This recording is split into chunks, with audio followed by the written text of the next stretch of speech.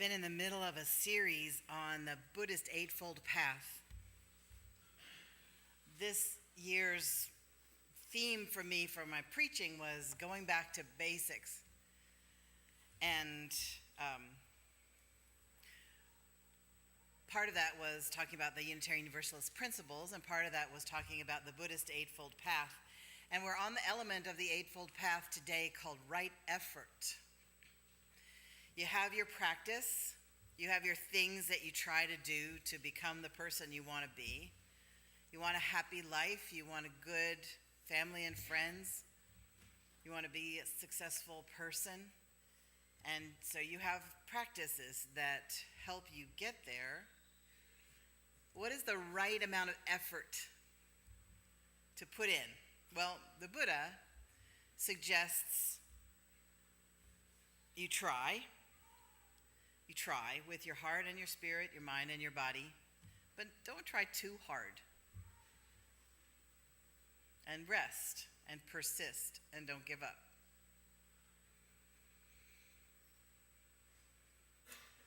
I had an indelible lesson in this when I was learning how to paddle a canoe one summer on the New River. It had been a droughty summer, and there was probably this much water in most places on the river, but our teacher was indomitable, and she put us in the water anyway. And so we were paddling around learning how to paddle, and there were parts where it was deeper, but I happened at this point to be in a part where it was very shallow. And she had turned her canoe crosswise to the river, and she was sort of gently drifting down, and she said to me, and so, wanting to do everything right, like I do, because I'm a firstborn, raised Presbyterian, Virgo. Presbyterians hate mistakes almost as much as Unitarians. So I was paddling correctly, so I'm like, but there's no water.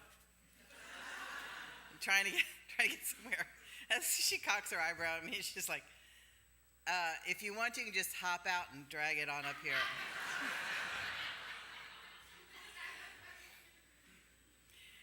That hadn't occurred to me. It had a little blind spot when it came to my possibilities in this river. I was like, river, right? Paddling. You have to paddle. You don't get to walk. Apparently you do. So one of my favorite Buddhist teachers is named Eric Kolvig, and he says, try to do your practice, but don't try too hard and never give up. A bunch of us have been really trying lately, very agitated, very urgent, because we've got lots of emergency situations going on. Now, you might think I'm veering off the Eightfold Path here, but just bear with me, I'm going to bring it back.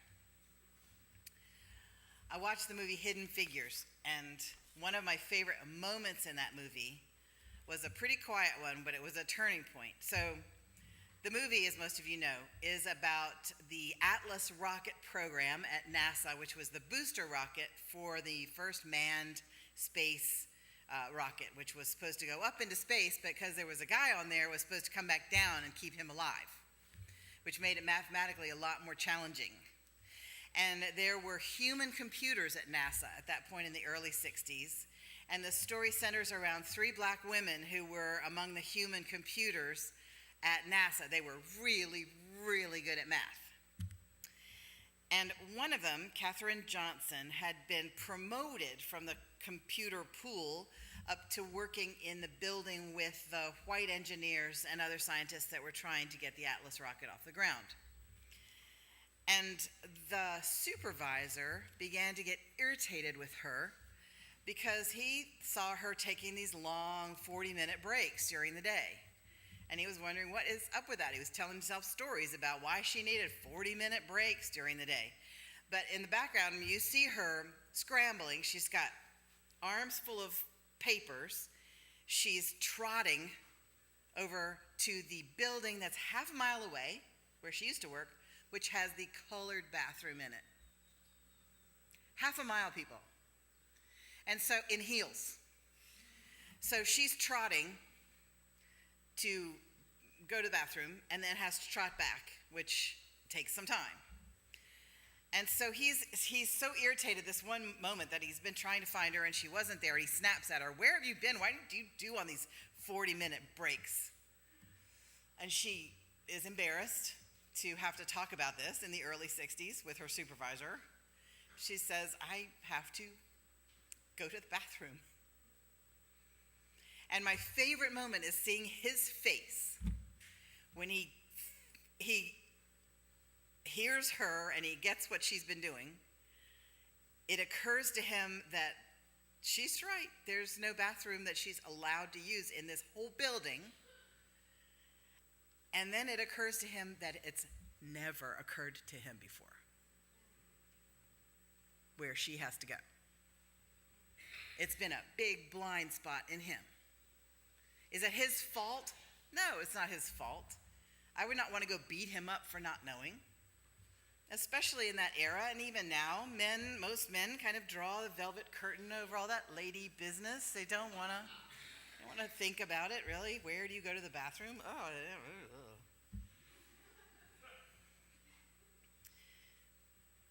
But it mattered to her productivity in his rocket program. And it was stupid. And so he went and knocked the signs down that said white colored in the bathrooms. He said, "You go wherever you want to." And he could, because he was the supervisor. Now,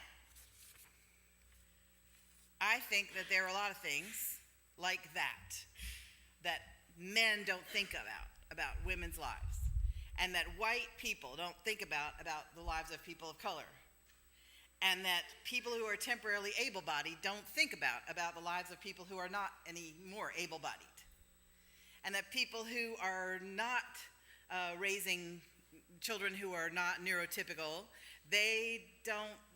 who are neurotypical, they don't think about what it's like to raise a kid who's not neurotypical. Know what I mean?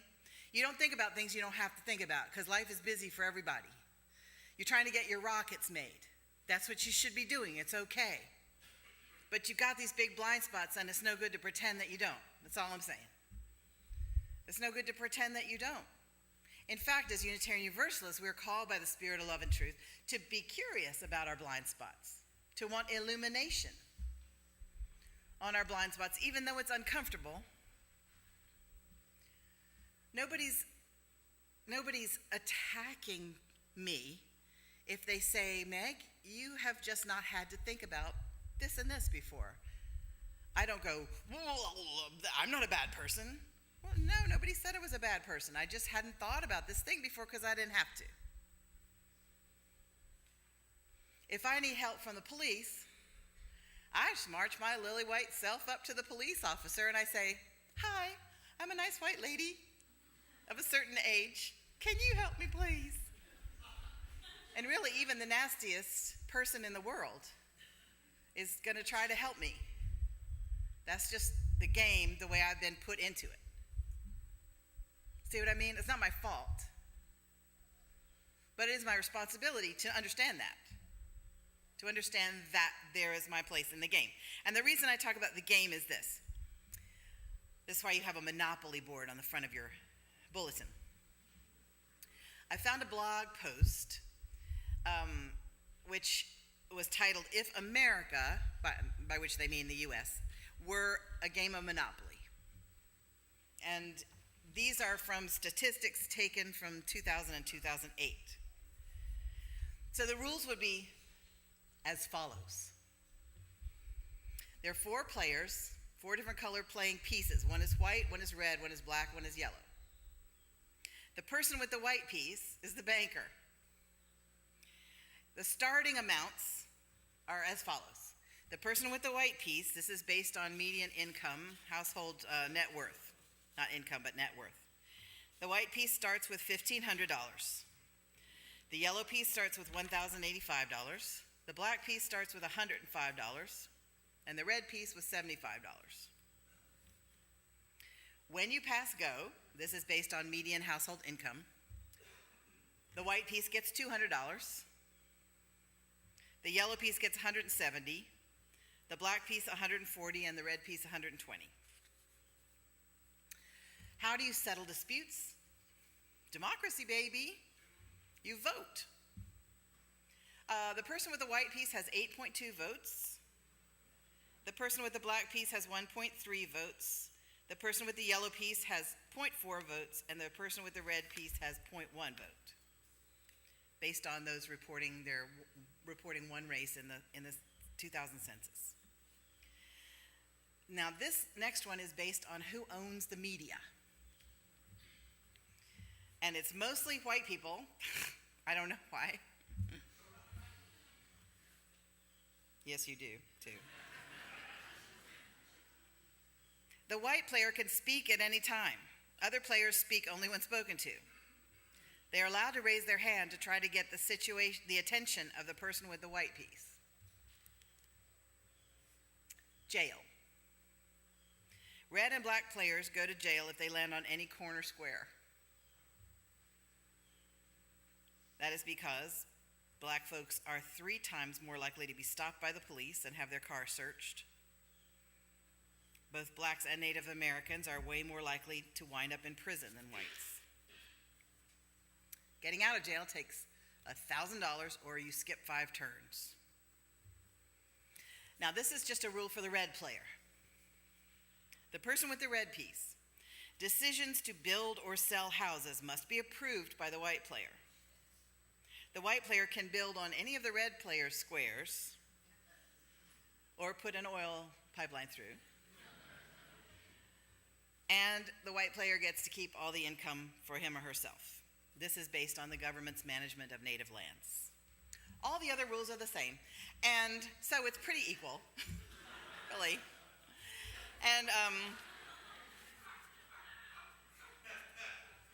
And it's pretty easy. If somebody objects, say, okay, fine, let's put it to a vote.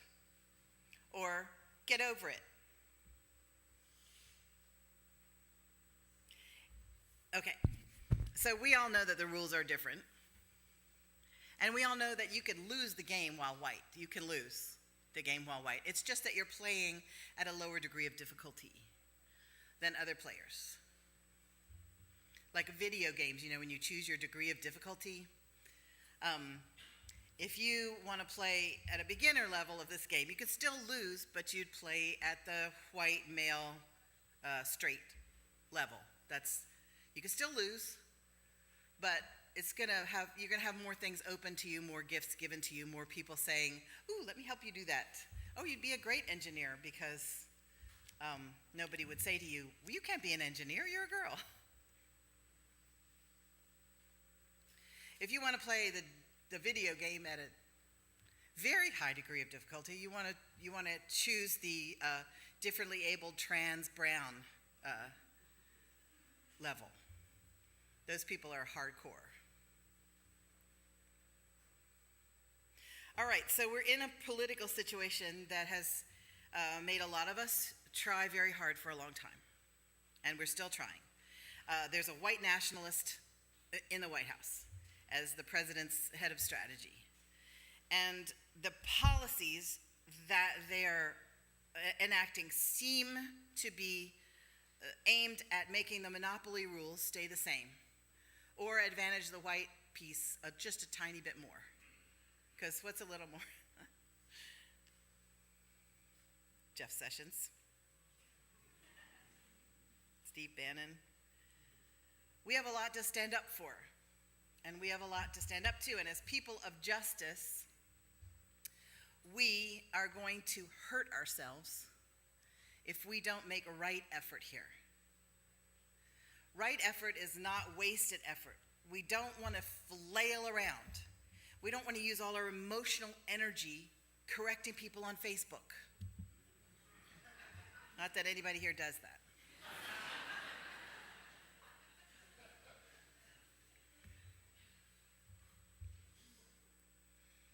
We want to figure out what a good use of our energy is.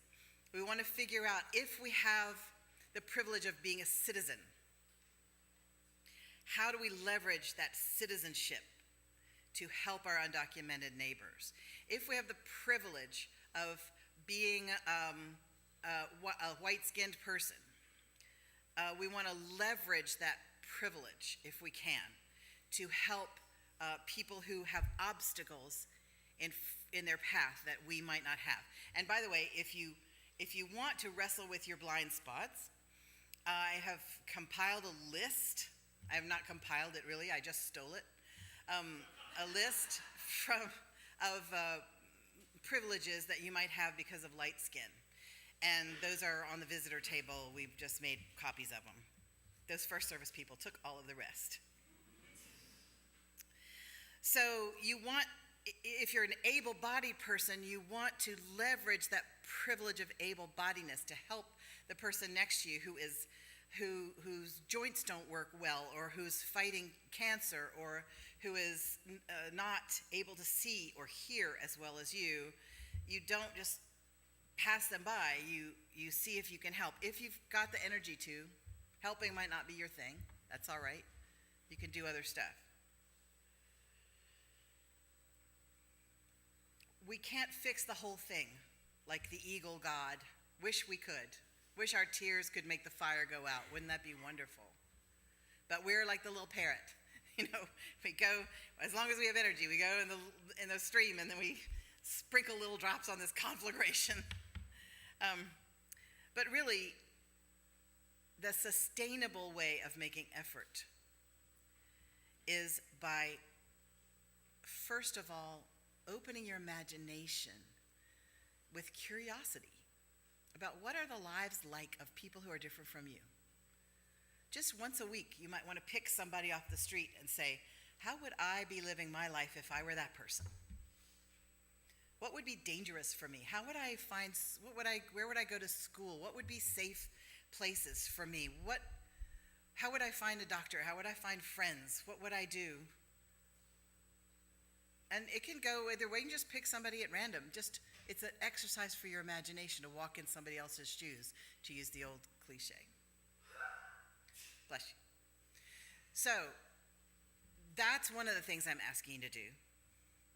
I'm asking you to use your imagination. I'm asking you to address your blind spots if you can, when you find them. And if you can do something with all the privileges that have accumulated in your particular life, even though you have disadvantages as well, and those are bothering you most of the time, when you have the energy to try, and just keep trying. And if you fail, forgive yourself. Give yourself some grace. The spirit of love and truth doesn't want you to be flagellating yourself all the time. That is very medieval, not to mention uncomfortable, and it wastes energy. Try. Don't try too hard, but keep trying and don't give up.